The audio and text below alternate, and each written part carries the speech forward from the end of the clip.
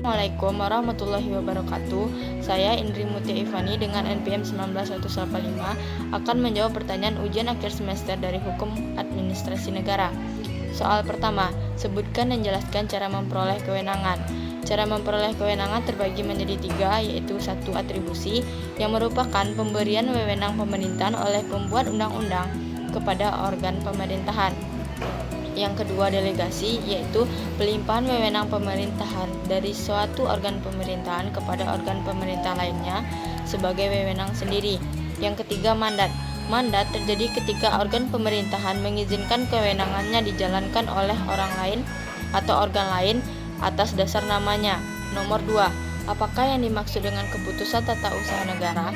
Keputusan tata usaha negara adalah suatu penetapan tertulis yang dikeluarkan oleh badan atau pejabat tata usaha negara yang berisi tindakan hukum tata usaha negara berdasarkan peraturan perundang-undangan yang berlaku yang bersifat konkret, individual, dan final yang menimbulkan akibat hukum bagi seseorang atau badan hukum perdata. Nomor 3, jelaskan apa yang dimaksud dengan keputusan tata usaha negara bersifat konkret, individual, dan final.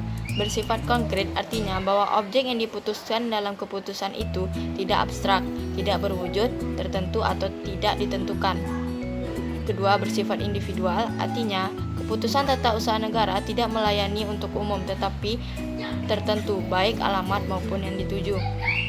Ketiga, bersifat final artinya keputusan yang tidak lagi memerlukan persetujuan dari instansi atasan atau instansi lainnya yang menyebabkan akibat hukum. Nomor 4, jelaskan syarat sah keputusan tata usaha negara. 1. Dibuat oleh pejabat yang berwenang. 2. Isi dan tujuan keputusan harus sesuai dengan isi dan tujuan peraturan dasar. Ketiga, pembentukan keputusan harus sama dengan bentuk yang dikehendaki oleh peraturan yang mendasarinya. Keempat, keputusan tata usaha negara tidak mengalami kekurangan yuridis. Dan kelima, keputusan haruslah berdasarkan dengan keadaan tertentu. Nomor 5, jelaskan mengenai batal dan hapusnya keputusan tata usaha negara. Batalnya keputusan tata usaha negara. 1. Apabila keputusan tata usaha negara tidak memenuhi syarat, maka keputusan tata usaha negara tersebut dapat dinyatakan batal.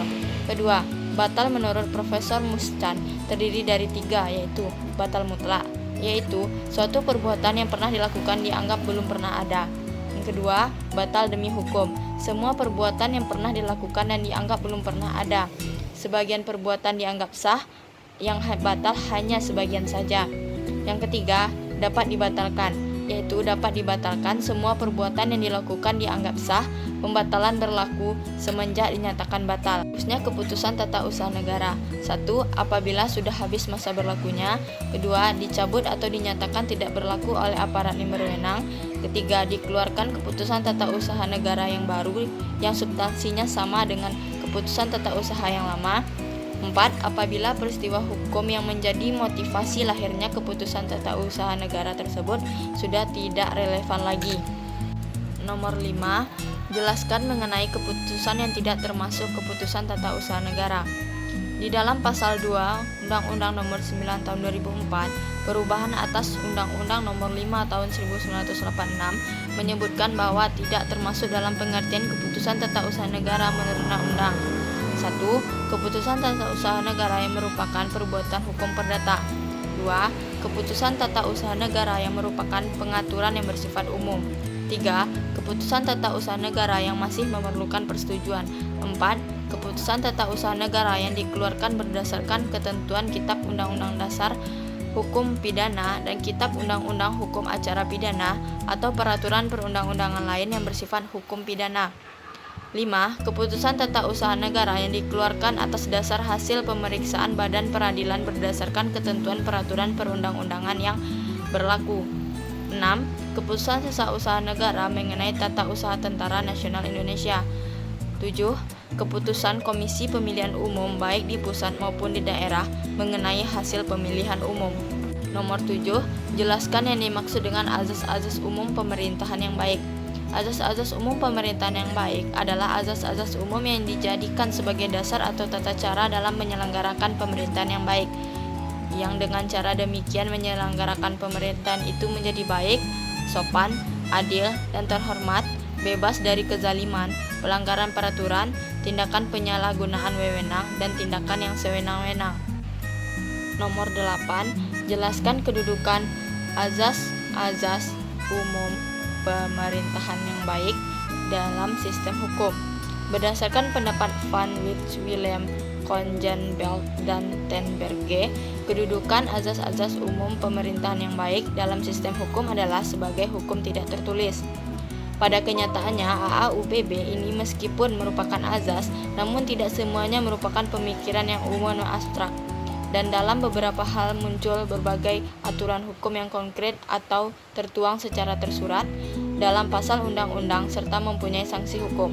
Oleh karena itu, Jazim Hamidi menyatakan bahwa sebagian AAUPB masih merupakan azas hukum dan sebagian lainnya telah menjadi norma hukum atau kaidah. Soal nomor 9, jelaskan arti penting dan fungsi AAUPB. Pertama, bagi administrasi negara. Sebagai pedoman dalam melakukan penafsiran dan penerapan terhadap ketentuan-ketentuan perundang-undangan yang bersifat sumir, samar, dan tidak jelas. Kedua, bagi masyarakat atau pencari keadilan. Sebagai alasan gugatan sebagaimana pasal 53 Undang-Undang Nomor 5 Tahun 1986. Yang ketiga, bagi hakim putusan tata usaha negara. Sebagai alat penguji dan pembatalan keputusan yang dikeluarkan badan atau pejabat tata usaha negara sebagaimana disebutkan dalam pasal 53. Yang keempat, bagi legislatif, yaitu berguna dalam merancang sesuatu undang-undang. Nomor 10, jelaskan AAUPB yang diatur dalam Undang-Undang Nomor 30 Tahun 2014 tentang Administrasi Pemerintahan. Dalam pasal 10 Undang-Undang Nomor 30 Tahun 2014, 1. AAUPB yang dimaksud dalam undang-undang ini meliputi azas 1. Kepastian hukum, 2. Kemanfaatan, 3. Ketidakberpihakan, 4. Kecermatan, 5. Tidak penyalahgunaan kewenangan, 6. Keterbukaan, 7. Kepentingan umum, dan 8. Pelayanan yang baik. Yang kedua, azas-azas umum lahirnya di luar AAUPB sebagaimana yang dimaksud pada ayat 1 dapat diterapkan sepanjang terjadinya dasar penilaian hakim yang tertuang dalam putusan pengadilan yang berkekuatan hukum tetap. Sekian dari saya. Assalamualaikum warahmatullahi wabarakatuh.